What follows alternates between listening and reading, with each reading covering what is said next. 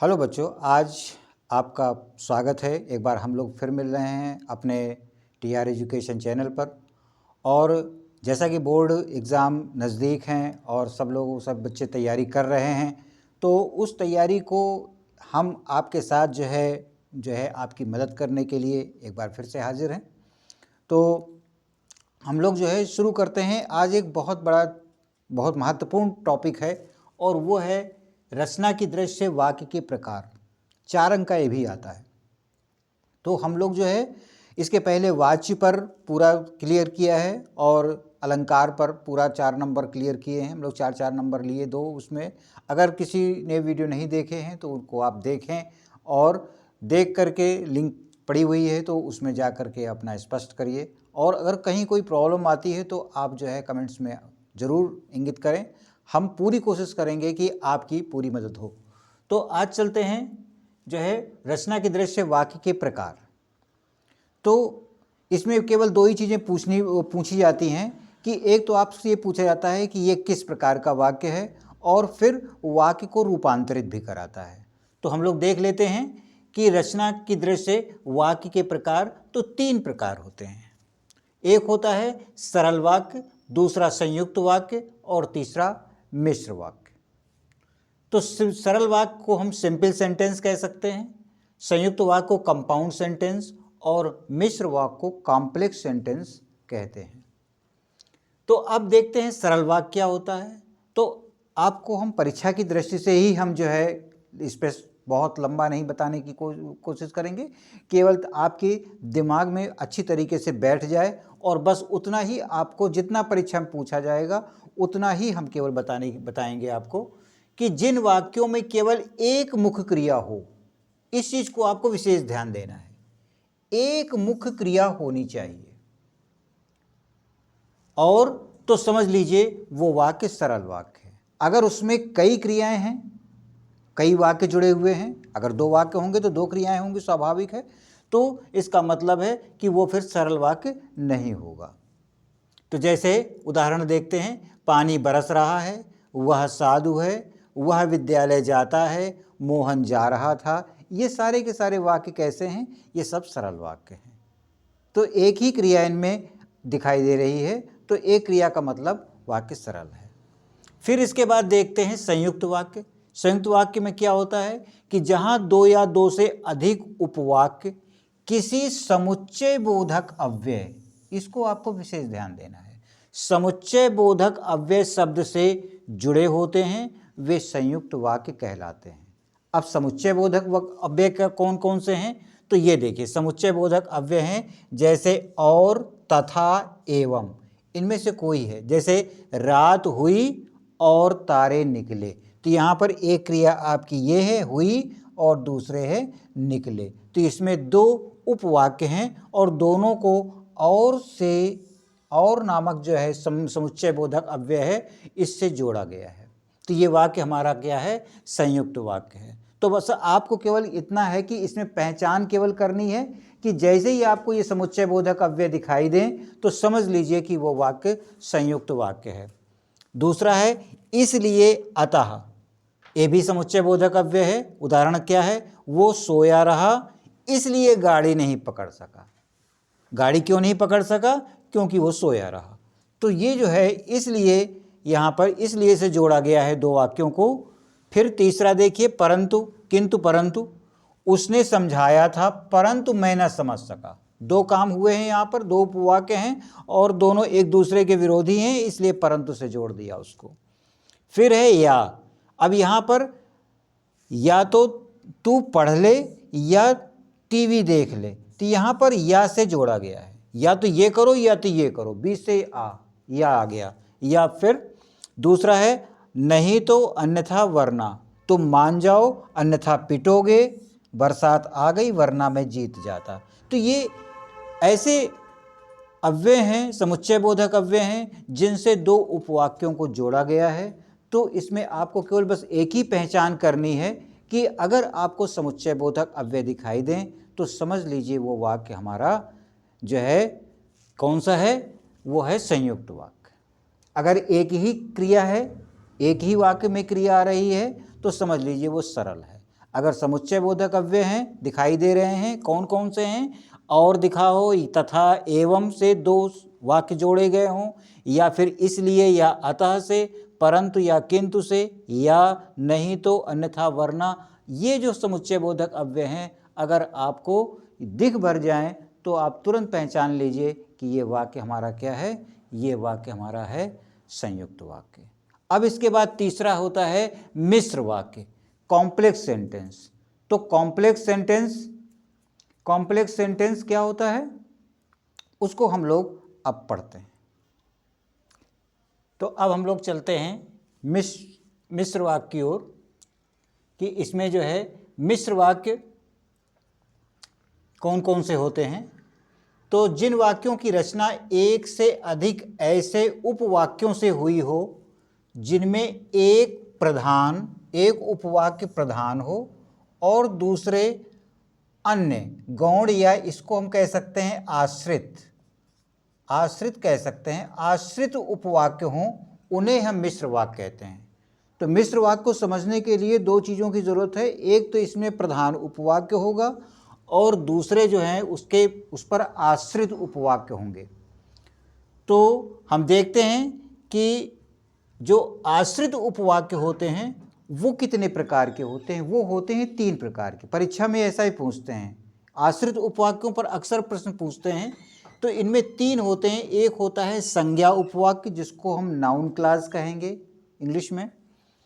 दूसरा है विशेषण उपवाक्य, जिसको हम एडजेक्टिव क्लॉज कहेंगे।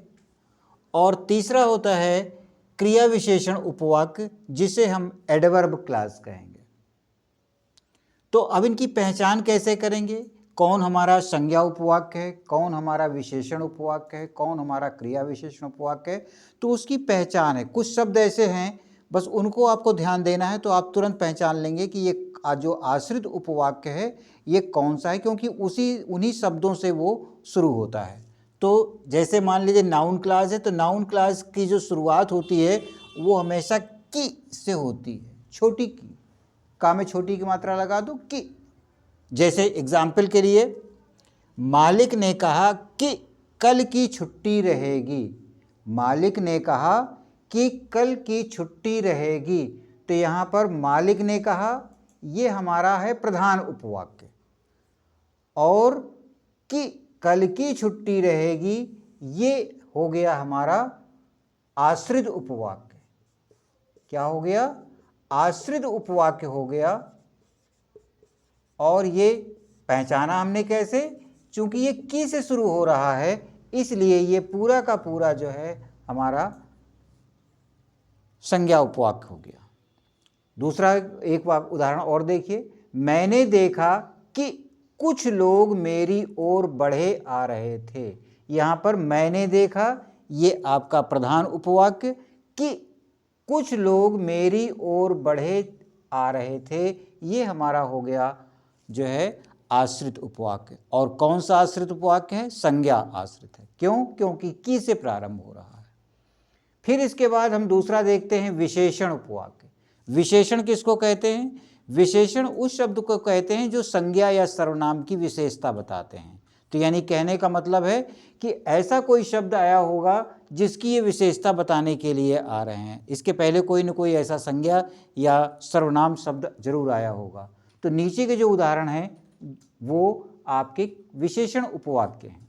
जैसे ये वही आदमी है, और एक चीज़ है कि इनको पहचानने के लिए हम शब्दों को अगर देखें तो ये है जो, जिसने, जिसे, जिससे, जिनको, इनसे प्रारंभ होते हैं। यानी ये जो है हमारे शब्द हैं इनसे ये हमारे जो विशेषण उपवाक्य हैं इनसे शुरुआत होती है। तो इसको आपको ध्यान रखना है। अगर की से शुरू हो रहा है तो संज्ञा उपवाक्य, लेकिन अगर जो, जिसने, जिसे, जिससे, जिनको, अगर इनसे प्रारंभ हो रहा है तो वो विशेषण उपवाक्य, और उसके पहले कोई ना कोई ऐसा शब्द जरूर आया होगा जिसकी वो विशेषता बता रहे हैं। जैसे ये वही आदमी है जिसने कल चोरी की थी, यानी इस आदमी की भी बात की जा रही है। ये वही आदमी है जिसने, ये यहां से हमारा शुरू हो गया, क्या शुरू हो गया, विशेषण उपवाक्य शुरू हो गया। ये विशेषता की चोरी किसने की है, वो इस आदमी ने, तो ये वही आदमी है, तो इसकी ये विशेषता बता रहा है।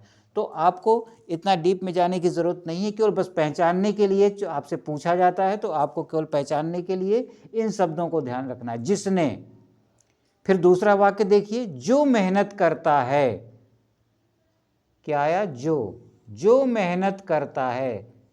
ऐसा नहीं है कि इसमें जो है प्रधान उपवाक्य पहले आए और आश्रित उपवाक्य बाद में आए। इसमें देखिए जो आश्रित उपवाक्य है वो पहले आ गया है। जो मेहनत करता है उसे अवश्य सफलता मिलती है, उसे अवश्य सफलता मिलती है, ये हमारा प्रधान उपवाक्य, और ये जो से शुरू हो रहा है इसलिए ये हमारा हो गया आश्रित उपवाक्य। और कौन सा आश्रित, ये है विशेषण आश्रित। ऐसा कोई नहीं है जो कुश्ती में खली को जीत सके। अब यहां पर जो आ गया, जो कुश्ती में खली को जीत सके, ये हमारा आश्रित उपवाक्य है। और कौन सा, विशेषण उपवाक्य है ये। जो वीर और साहसी होते हैं वे अपने प्राणों की चिंता नहीं करते, ये जो से शुरू हो रहा है, यानी ये हमारा वाक्य क्या हो गया, ये सीधा का सीधा आपका जो है विशेषण उपवाक्य है। और ये दोनों जो वाक्य होते हैं ये बीच में कामा से जुड़े हुए होते हैं। तो अब इसके बाद हम जो है, अब तीसरा इसका होता है आश्रित उपवाक्य। तीन जो बताए हमने, संज्ञा में तो हमेशा याद रखिए की से हम जो है प्रारंभ कर देते हैं। और विशेषण उपवाक्य जो है जो, जिसने, जिसे, जिससे, जिनको, अगर इससे आ रहा है तो वो हमारा विशेषण उपवाक्य हो गया। इसके बाद क्रिया विशेषण उपवाक्य क्या होते हैं उसको हम लोग देख लेते हैं, क्योंकि ये 5 प्रकार के होते हैं। क्योंकि ये थोड़ा सा बड़ा है तो एडवर्ब क्लास को जो है हम अब देखते हैं कि एडवर्ब क्लास को हम कैसे पहचानेंगे। तो उसके लिए आप लोग इसको देखिए। तो अब हम लोग देखते हैं कि क्रिया विशेषण उपवाक्य। तो क्रिया विशेषण उपवाक्य में जो परिभाषा है, जो आश्रित उपवाक्य प्रधान उपवाक्य की क्रिया की विशेषता बताते हैं, यानी वर्ब की भी जो विशेषता बताते हैं, उसे कहते हैं क्रिया विशेषण उपवाक्य। क्रिया विशेषण उसे कहते हैं जो क्रिया की विशेषता बताता है। तो इसको हम देखते हैं, तो इनमें भी वही चीज़ है कि इनके भेदों को देखना है। 5 भेद होते हैं इनको। उदाहरण देखिए, जब तुम स्टेशन पर पहुँचे तब मैं घर से चला। कब चला, जब तुम स्टेशन पर पहुँचे तब मैं घर से चला। यहाँ पर समय है, और यदि बोलना नहीं आता तो चुप रहना चाहिए, यहाँ पर एक शर्त दी गई है। तो इसको अगर हम भेद देखें तो पहचान बहुत आसान है। 5 भेद होते हैं।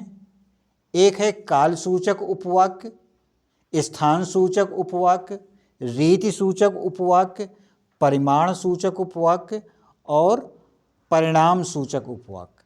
ये 5 होते हैं। इनको पहचान से हम मालूम कर लेंगे। कैसे, अगर काल सूचक है तो ज्यों ही या जब, इन शब्दों से अगर शुरुआत हो रही है तो समझ लीजिए वो वाक्य क्रिया विशेषण उपवाक्य है, मिश्र वाक्य है। जैसे, जब मैं घर पहुंचा तब वर्षा हो रही थी। क्या आया, जब मैं घर पहुंचा, तो यहाँ जब से शुरुआत हो रही है तो हम जो है ये हमारा क्या हो गया, काल सूचक उपवाक्य हो गया। ये है क्रिया विशेषण उपवाक्य। क्यों, क्योंकि स्टार्टिंग कहाँ से हो रही है, शुरुआत हो रही है जब से, या तो ज्यों ही हो या फिर जब हो। इन दो में से कोई भी शब्द है तो इनको थोड़ा सा दिमाग में बैठा लीजिए कि ज्यों ही या जब अगर आ रहा हो तो समझ लीजिए वो आपका मिश्र वाक्य है। अगर मिश्र वाक्य में भी पूछे कि ये मिश्र वाक्य में कौन सा भेद है, क्योंकि कभी कभी इतना डीप भी पूछ लेता है कि बताइए इनमें से कौन सा भाग है, तो आपको बताना होगा कि ये आपका क्रिया विशेषण उपवाक्य है। और अगर कभी क्रिया विशेषण उपवाक्य का भी भेद पूछ ले तो फिर वो हो जाएगा काल सूचक उपवाक्य। कितना भी डीप में जाना चाहेगा, कोई कितना भी गहरा पूछेगा, परेशान होने की ज़रूरत नहीं है। बस केवल आपको बस ये पहचान के शब्दों को ध्यान में रखना है। अगर स्थान सूचक है तो स्थान सूचक में जहाँ, जिधर, जिस जगह, ये शब्दों को याद रखिए। अब देखिए, या तो वाक्य पढ़िए, 2 वाक्य हैं इसमें, एक ये है, एक प्रधान उपवाक्य है, एक आश्रित उपवाक्य है। तो प्रधान उपवाक्य में जहाँ इनसे शुरुआत हो रही होगी वो जहाँ जिधर जिस जगह, वो लड़का जहाँ खड़ा है। ये देखिए, ये हमारा क्या हो गया, ये जो है हमारा आपका जो है स्थान सूचक उपवाक्य हो गया, यानी ये मिश्र वाक्य है। फिर है रीतिवाचक, जैसा जिस तरह जैसे, बच्चे वैसा करते हैं जैसा उन्हें सिखाया जाता है, यानी जैसा से स्टार्ट हो रहा है, ये हमारा हो गया रीतिवाचक उपवाक्य। इनमें है जैसा जिस तरह जैसे। परिमाण सूचक उपवाक्य क्या होते हैं, जितना जितनी जैसे जैसे। अब इसमें क्या है, वो उतना ही थकेगा जितना अधिक दौड़ेगा, तो जितना अधिक दौड़ेगा, ये हमारा जो है परिमाण सूचक उपवाक्य हो गया। फिर है परिणाम सूचक या हेतु सूचक। इसमें एक शर्त होती है, यद्यपि ताकि, यदि वर्षा अच्छी होती तो उपज बढ़ जाती। यहाँ पर यदि से शुरुआत हो रही है, ये वाक्य हमारा सीधा सीधा क्या है, क्रिया विशेषण उपवाक्य है। फिर है वो इसलिए आएगा ताकि आपसे बात कर सके। ताकि, यहाँ पर किससे शुरुआत हो रही, ताकि से, तो ताकि अगर आया है तो ये आपका जो है क्या हो गया, परिणाम सूचक या हेतु सूचक उपवाक्य हो गया, जो कि क्रिया विशेषण उपवाक्य है। और क्रिया विशेषण का जो मिश्र वाक्य है। तो रचना की दृष्टि से आपने देखा कि 3 तरीके के वाक्य हैं जो कि आपको पहचानने के लिए आपको दिए जाते हैं परीक्षा में, और या उनसे वाक्य दे दिया जाएगा और आपसे ये पूछा जाएगा कि बताइए इनमें से कौन सा वाक्य है रचना की दृष्टि से सरल है कि संयुक्त है कि मिश्र है, तो आपको बता देना होगा। पहचान वीडियो को आप बार बार देख सकते हैं और अच्छी तरीके से देखें, और देखने के बाद उसको समझें, फिर सरल है कि संयुक्त है कि मिश्र है। पहली पहचान तो आप यहीं से ले सकते हैं कि अगर एक क्रिया आ रही है तो समझ लीजिए सरल है। संयुक्त वाक्य में क्या होगा कि 2 उपवाक्य होंगे जो किसी न किसी जो समुच्चय बोधक अव्यय हैं उनसे जो है वो जुड़े रहेंगे। और तीसरा है मिश्र वाक्य। मिश्र वाक्य में भी 3 तरीके के होते हैं, संज्ञा उपवाक्य, विशेषण उपवाक्य और क्रिया विशेषण उपवाक्य। तो जो संज्ञा उपवाक्य है उनमें तो की से शुरुआत होती है, और उसके बाद जो हमारे विशेषण उपवाक्य हैं उसका हमने आपको बताया, उसको जो भी शब्द हैं संयोजक उनको तो आप अच्छी तरीके से समझ लीजिए। और जो क्रिया विशेषण हैं तो इनके ये जो पहचान वाले शब्द हैं इनको अच्छी तरीके से आप देख लीजिए। अगर इन्हीं से आपको तुरंत मिल जाएगा कि ये वाक्य कैसा है, मिश्र वाक्य। और इस तरीके से आप 4 अंक आराम से देख करके 2 मिनट के अंदर ही जो है प्राप्त कर सकते हैं। तो हिंदी में जो व्याकरण है वो CBSE में 16 नंबर की आती है। तो अभी तक हम लोग जो है 12 नंबर की बात कर चुके हैं, वाच्य, अलंकार और ये रचना की दृष्टि से वाक्य के प्रकार। और अब पद परिचय क्या होता है उसको हम अगले वीडियो में देखेंगे, वो बड़ा हो सकता है। तो वीडियो हो सकता है कि आज का वीडियो भी कुछ बड़ा है, तो एक बार अगर अच्छी तरीके से देख लेंगे और इसका जो है आप बार बार जो है इसके नोट्स बना करके, सिर्फ केवल आपको पहचान देखनी है, क्योंकि आपसे पहचानवाया जाता है, तो वो पहचान वाले शब्दों को दिमाग में 1-2 बार रिकॉल कर लीजिए और फिर देखिए बहुत आसानी से आप उसको जो है कर ले जाएंगे। मेरा विश्वास है कि 100% आप उसको अच्छी तरीके से सही कर पाएंगे, पहचान लेंगे। तो अब मिलते हैं हम लोग अगले वीडियो में। अगर आपको पसंद आया है तो आप इसको लाइक कर दीजिए, सब्सक्राइब कर दीजिए, और जो है अगर अपने मित्रों की हेल्प करना चाहते हैं तो उन्हें भी शेयर कर सकते हैं। तो हम लोग मिलते हैं अगले वीडियो में। यस।